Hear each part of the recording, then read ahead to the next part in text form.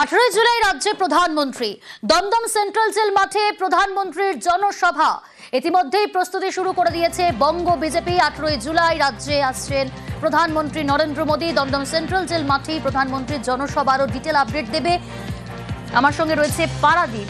তবে তার আগে আপনাদের আরো একবার জানিয়ে রাখবো 18 জুলাই রাজ্যে আসছেন মোদী। চলতি মাসেই রাজ্যে প্রধানমন্ত্রী দমদম সেন্ট্রাল জেল মাঠেই প্রধানমন্ত্রী নরেন্দ্র মোদীর জনসভা আর ইতিমধ্যেই প্রস্তুতি শুরু করে দিয়েছে বঙ্গ বিজেপি।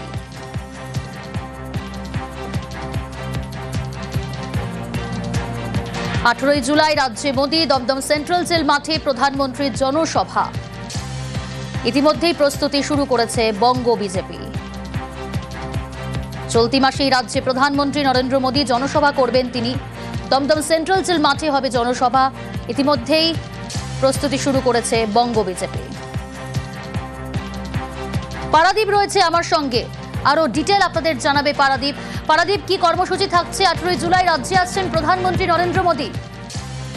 দেখো, বছর ঘুরলেই রাজ্যে বিধানসভা ভোট এবং সেই বিধানসভা ভোটের আগে 21 জুলাই তৃণমূল কংগ্রেসের শহীদ দিবস এবং যেটা মনে করা হচ্ছিল যে তৃণমূল কংগ্রেস তাদের ইলেকশনে তাদের বিধানসভা নির্বাচনের রোড ম্যাপ ওই 21 জুলাইয়ের বা শহীদ দিবসের সভামঞ্চ থেকে ঘোষণা করবেন। কিন্তু তার আগেই এই মুহূর্তে সব থেকে যেটা বড় খবর যে তৃণমূল কংগ্রেসের শহীদ দিবসের আগেই এই রাজ্যে আসছেন প্রধানমন্ত্রী নরেন্দ্র মোদী।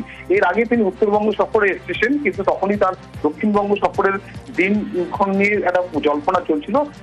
সুকান্ত মজুমদার যখন সভাপতি ছিলেন তখন সেই চেষ্টাও করা হচ্ছিল, কিন্তু কোনোভাবে তখন দিন পাওয়া যায়নি। কিন্তু এটা কোইন্সিডেন্ট বলা যেতে পারে যে শ্রমিক ভট্টাচার্য তিনি নতুন সভাপতি নির্বাচনের পরেই 18 জুলাই এই রাজ্যে আসছেন নরেন্দ্র মোদী এবং দমদম সেন্ট্রাল পার্ক ক্ষমা করবে দমদম সেন্ট্রাল জেল লাগোয়া যে মাঠ সেই মাঠে তিনি জনসভা করবেন এবং ইতিমধ্যে কিন্তু নরেন্দ্র মোদীর সেই জনসভা উপলক্ষে প্রস্তুতি নেওয়া শুরু হয়ে গেছে। ইতিমধ্যে 7 সদস্যের একটা কমিটি গঠন করেছে রাজ্য বিজেপি, যেখানে জগন্নাথ চট্টোপাধ্যায়, অগ্নিমিত্রা পালের মতো রাজ্য নেতৃত্বরা রয়েছেন এবং আজ এবং নবনির্বাচিত সভাপতি শ্রমিক ভট্টাচার্য এদিন কিন্তু উত্তরবঙ্গ এবং দক্ষিণবঙ্গ প্রত্যেকটি মণ্ডল প্রত্যেকটি বুথ থেকে কর্মীরা কিভাবে নরেন্দ্র মোদীর জনসভায় আসবেন সে সম্পর্কিত একটা ব্লু প্রিন্টও চক করা হয়ে গেছে এবং রাজ্য রাজনীতিতে এটা সব থেকে বড় আকর্ষণ যে নরেন্দ্র মোদী বিধানসভা নির্বাচনের ঠিক এক বছর আগে দক্ষিণবঙ্গের এই সভা থেকে দমদমের এই সভা থেকে কি রোড ম্যাপ দেন নবনির্বাচিত সভাপতি এবং রাজ্য নেতৃত্বের জন্য বুথ স্তরের কর্মীদের জন্য, সেদিকে কিন্তু তাকিয়ে রয়েছে রাজনৈতিক মহল।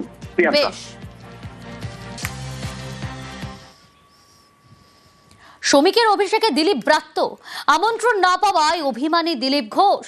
রাজনৈতিক ভবিষ্যৎ দল ঠিক করবে, মন্তব্য দিলীপের। পার্টি মনে করলে সাধারণ কর্মী হিসেবে কাজ। দিলীপের ইঙ্গিতপূর্ণ মন্তব্যে জল্পনা।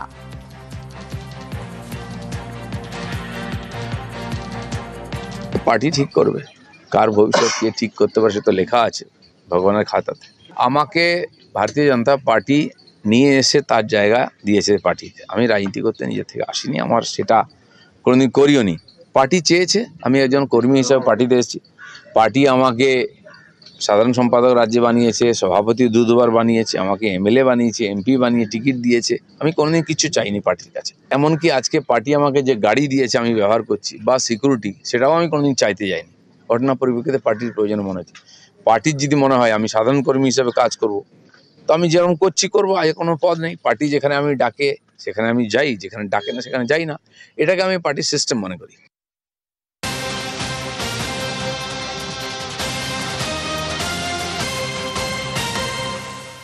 ব্রেকিং নিউজ এই মুহূর্তে। কাটোয়ায় বিস্ফোরণে মৃত্যু হলো একজনের। বিস্ফোরণের জেরে উড়ল বাড়ির চাল।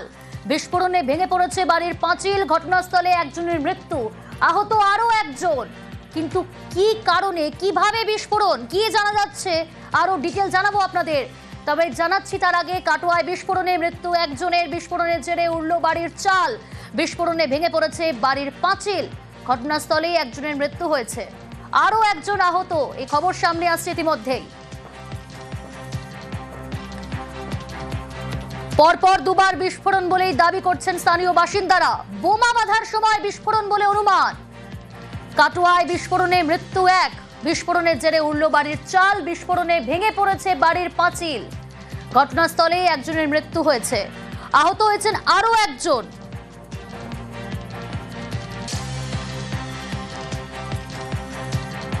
পরপর দুবার বিস্ফোরণ বলেই দাবি করছেন স্থানীয় বাসিন্দারা, তবে অনুমান করা হচ্ছে বোমা বাঁধার সময় এই বিস্ফোরণ।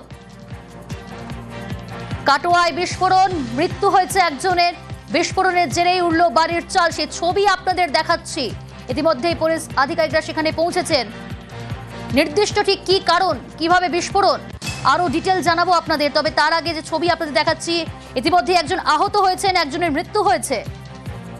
কাটোয়ায় বিস্ফোরণে মৃত এক, বিস্ফোরণের জেরে উড়ল বাড়ির চাল। বিস্ফোরণে ভেঙে পড়েছে বাড়ির পাঁচিলও। রণদেব রয়েছে প্রতিনিধি। রণদেব, কিভাবে বিস্ফোরণ, কি জানা যাচ্ছে? দেখো, এই যে বিস্ফোরণ যে ঘটেছে, এই বিস্ফোরণ কিভাবে হয়েছে সেটা কিন্তু প্রাথমিকভাবে অনুমান যে বোমা বাঁধছিল এবং বোমা বাঁধতে গিয়েই কিন্তু সেই বিস্ফোরণ ঘটেছে অসাবধানবশতায়। এবং গ্রামবাসীদের ও প্রত্যক্ষদর্শীদের দাবি, পরপর দুটো বিস্ফোরণ হয় এবং পরিত্যক্ত যে মাটির বাড়ির গোটা বাড়ির ছাদ উড়ে যায়, পাঁচিল ধসে পড়ে এবং ঘটনাস্থলে যখন গ্রামবাসীরা আসে তখন দেখে কালো ধোঁয়ায় ঢেকে গেছে বাড়িটা এবং সেখান থেকে কয়েকজন হুড়মুড় করে পালানোর চেষ্টা করে এবং 2-3 জন পালাতে সক্ষম হলেও একজনকে গ্রামবাসীরা আটক করে ফেলে এবং সে গুরুতর জখম ছিল। পরে কাটোয়া থানায় পুলিশ এবং এসডিপিও কাশীনাথ মিস্ত্রি, আইসি তীর্থেন্দু গাঙ্গুলি সহ বিশাল পুলিশ বাহিনী নিয়ে এসে এখানে তল্লা অভিযান শুরু হয়। এখান থেকে কিছু এখনো পর্যন্ত পাওয়া না গেলেও জখম ব্যক্তিকে কাটোয়া মহকুমা হাসপাতালে পাঠানো হয়েছে। মৃত ব্যক্তির এখনো কোনো পরিচয় পাওয়া যায়নি। গ্রামবাসীদের দাবি যে এখানে তুফান চৌধুরী নামে এক ব্যক্তি এই পরিত্যক্ত বাড়িতে সে লোক ভাড়া করে এনে বোমা বাঁধাচ্ছিল এবং সে কুড়িয়ল্লি দুষ্কৃতী এবং এলাকায় এর আগেও দুষ্কৃতী কর্মকাণ্ডের জন্য সে গ্রেপ্তারও হয়েছিল এবং কারা এসেছিল, যে অজ্ঞাত পরিচয় ব্যক্তির দেহ উদ্ধার হয়েছে তার বাড়ি কোথায় এটাও কিন্তু এখনো পর্যন্ত পুলিশও বলতে পারেনি, গ্রামবাসীরাও জানাতে পারেনি। গ্রামে আতঙ্ক আছে, এলাকা পুরো ঘিরে রেখেছে পুলিশ এবং কর্ডন করে রাখা হয়েছে, পাহারা দেওয়া হয়েছে।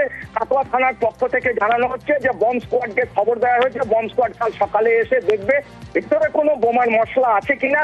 কিন্তু বিস্ফোরণের যে অভিঘাত এটা কিন্তু ছবি দেখলে স্পষ্ট হয় যে কত জোর বিস্ফোরণ এখানে হয়েছিল এবং এই বোমার মশলা কত শক্তিশালী ছিল। রণদেব, তুমি আমাদের সঙ্গে থাকো, প্রত্যক্ষদর্শীরা কি জানাচ্ছেন একবার শুনিনি দর্শকদের। আমরা শুয়েছিলাম মশারাই জল দিয়ে আমরা ভাবছি মনে হয় বাদ পড়ছি, তো মোটে অন্ধকার গড় গড় গড় গড় গড় করছে আর আমরা তখন আন্ধারে দেখতে পেয়েছি না, ছুটতে দাঁড়াতে পারলাম না। কজন কবার বাস্ট হয়েছে, কটা আওয়াজ শুনেছে? দুবার। কজন ছিল ভেতরে আমরা জানি না। আওয়াজ পেয়েছিলেন এমনি কোনো চিৎকার চেঁচামেচি? না, চেঁচামেচি চাইলে ওই পড়লো ওটাই শব্দটা শুনতে পেয়েছি। আর বাড়ি ঘর ভেঙে পড়লো? হ্যাঁ, আমরা বেরোতে পারছি না, আমরা তো অন্ধকারে ওই পেছন দিয়ে ঘুরে চলে এসেছে।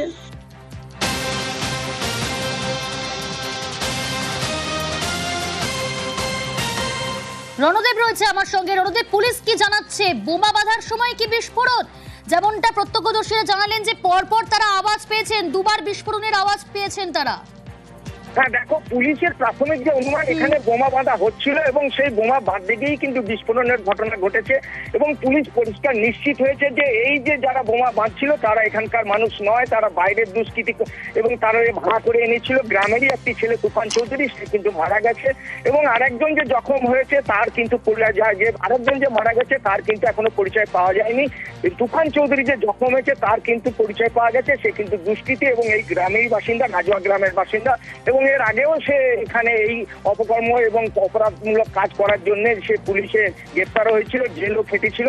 কিন্তু গ্রামের মধ্যে এইরকম ঘনবসতিপূর্ণ গ্রামের মধ্যে এইরকম একটি পরিত্যক্ত বাড়িকে ওরা দুষ্কৃতীরা বেছে নিয়েছিল। সেই বাড়ির মালিক কোথায় রণদেব? যে বাড়িতে বিস্ফোরণ হলো সেই বাড়ির মালিক কোথায়? তুমি যেমন জানালে আহত ব্যক্তি একজন দুষ্কৃতী।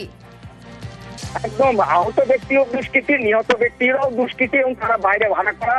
এবং আহত ব্যক্তি যে তুফান চৌধুরী, সে এই বাড়ি ব্যবহার করতো, সে কোনোভাবে বাড়িতে ঢুকেছিল, বাড়িতে কোনো পাওয়া দেওয়া থাকতো না, গ্রামবাসীরা সেরকম জানাচ্ছে। এবং যে যার বাড়ি সে কিন্তু এখানে থাকে না, সে এখানে থাকে না, গ্রামে থাকে না। এইরকমই গ্রামবাসীদের কাছ থেকে বেশ নজর থাকবে আমাদের রণদেব।